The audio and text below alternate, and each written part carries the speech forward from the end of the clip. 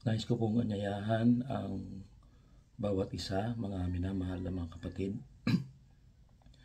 sa isang panalangin para po sa ating kapatid na si Gina at ganoon din sa kalagayan ng kanyang bayan, kalagayan ng bayan ng ating Panginoon sa mga oras na ito. Tayo pong lahat ay magalang na yumuko sa ating pong panalangin. Dakila't mapagmahal po naming Panginoon Diyos, sa luklukan ng inyong biyaya ay lumalapit ang bawat isa sa amin. Taglay ang humility sa aming pong mga puso at pag-iisip. Lumalapit po kami sapagkat sa mga oras na to, kinikilala namin na ang aming Panginoong pinaglilingkuran, hinihinga ng tulong ay hindi nagbabago pagdating sa pagbigay ng pagpapala, gabay, pagkalinga at pagpapagaling. Hindi kayo nagbago at patuloy na nagkakaloob ng iba't ibang probisyon ng buhay na kinakailangan ng bawat isa sa amin. Sa mga oras na ito, dakila naming Diyos, kinikilala namin na ang aming paglapit ay hindi karapat-dapat sapagkat mayroon kaming mga butil ng pagkakasala na narito sa aming mga buhay. Ito marahil ay sa aming pananalita, sa aming mga kinikilos, ganun din sa aming mga gawa. Nangangailangan kami, O Diyos, ng inyong paglingap, ang grasya ng langit upang ipagpatawad ang lahat ng karumihang ito. At pagkatapos ay dalisayin ang panalangin ito ng biyaya ng dugo ng aming Panginoong Hesus na bayubay sa krus ng Kalbaryo, upang ang panalangin din namang ito ay maging marapatin ninyo at katanggap-tanggap sa inyong banal na harapan. Sa mga oras na ito, dakila naming Ama, ang inyong bayan ay nagdadalamhati, nasasaktan, ang ilan ay umiyak, sapagkat meron kaming isang kapatid sa katauhan ni Sister Gina Beato Udane na halos 6 na araw na sa loob ng ospital. Siya ngayon ay patuloy naming inilalagak sa inyo, idinarasal sa inyo, at alam namin, O Diyos, na may maganda at pinakamabuting kalooban ang aming manlalalang na Diyos sa kanya pong katawan. At sa mga oras na ito, dakila naming Ama, ang pag-asa ay natatangi lamang sa inyo at sa iyo lamang.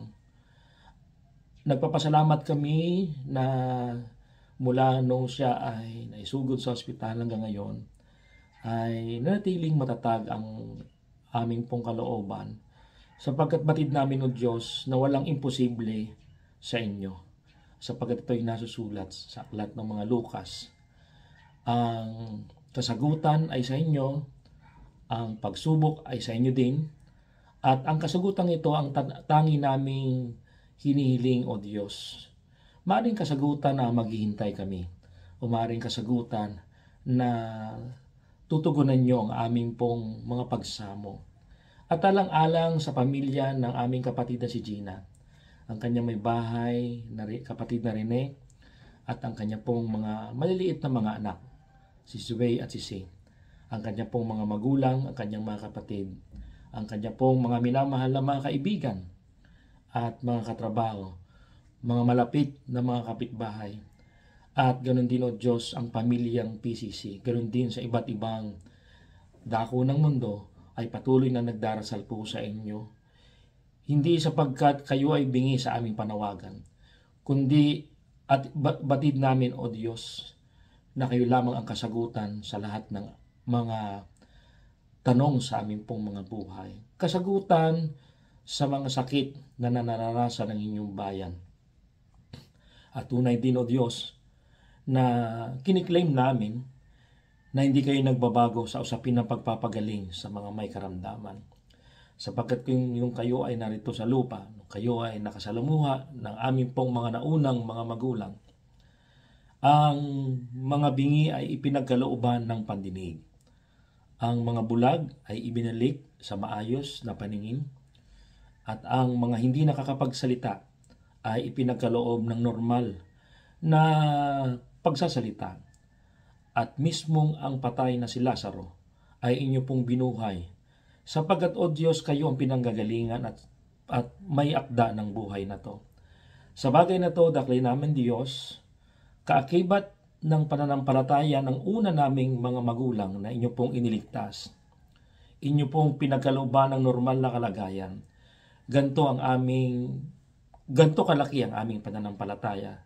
At naniniwala kami ng Diyos na pinagbubuklod ang aming pong panawagan sa inyo, na sa mga oras nito nangangailangan ang bawat isa sa amin, at lalo tigit alang-alang sa mga pagtangis ng pamilya, alang-alang sa mga boses ng panawagan ng buong iglesia. Humihiling kami sa inyong dakilang harapan, sa luklukan ng biyaya ng aming Panginoon Diyos, ng karapatang lumapit sa inyo ng may pagpapainuhod at kasagutan sa aming banal na Panginoong Hesus. Dakila namin Diyos, umaasa po kami na mayroon din kaming mga kapatid na kagaya din po ng kapatid na Gina, at hindi po namin sila mapangalanganan sa inyong banal na harapan. Subalit o Diyos, talastas nyo kung paano sila ma-reach out. Maraming mga kapatid na ngayon ay tumatalikod at patuloy na nagiging bingi sa panawagan ng inyong mahal na banal na Espiritu. Kagaya din po ng mga nauna naming panalangin o Diyos sa inyo, dalawin nyo sila at ipagkaloob sa kanila ang extension ng inyong pong pag-ibig sa bawat isa sa kanila, at sama-sama silang makaramdam ng emergency ng panawagan, na sila po ay hindi tataligod sa inyo, kundi bagkos ay muling babalik kung papaano nila unang naramdaman ang inyong pong pagmamahal sa kanila. At babalik kami sa inyong banal na paanan, humihiling kami ng kasagutan, O Diyos, at nanawagan kaming sama-sama na ang kasagutan po ng aming Panginoon Diyos ang igawad sa bawat isa sa amin, na bagamat kami hindi karapat-dapat na humarap sa inyo, ay alang-alang sa dugo at grasya ng aming Panginoong Hesus, ay tatanggapin yung aming panalangin sama-sama at ibabalik ang normal na katawan, normal na kalusugan, at normal na pakikipagniig ng kapatid na Gina sa bawat isa sa amin, at lalo tigit sa kanyang buong sangbayan. At pagkatapos nito, sama-sama kami maglilingkod sa inyo ng tapat, sama-sama kaming tutugon sa inyong panawagan, at hindi na kami magpapakalayo sa inyo hanggang sa kayo'y mahayag sa alapaap ng mga langit, at wala ni isa sa amin ang maiiwan sa mundong ito, kundi kami ay magmamana ng buhay na walang hanggan. Ang pag-ibig ng Diyos Ama, ang biyaya at grasya ng aming Panginoong Hesus na nabayubay sa krus ng Kalbaryo, at sa pamagitan ng grasyang iyon, nagkaroon kami ng karapatang muling lumapit sa inyo upang ang aming panalangin ay inyong matanggap. At ang pakikisama, ang pagpapabanal at conviction ng aming banal na Espiritu ang siyang sumaamin ngayon at magpakailanman. Ito po ang aming inihiling, alang-alang sa banal at matamis na pangalan ng aming pong mahal na Panginoong Hesus at personal naming tagapagligtas. Amen.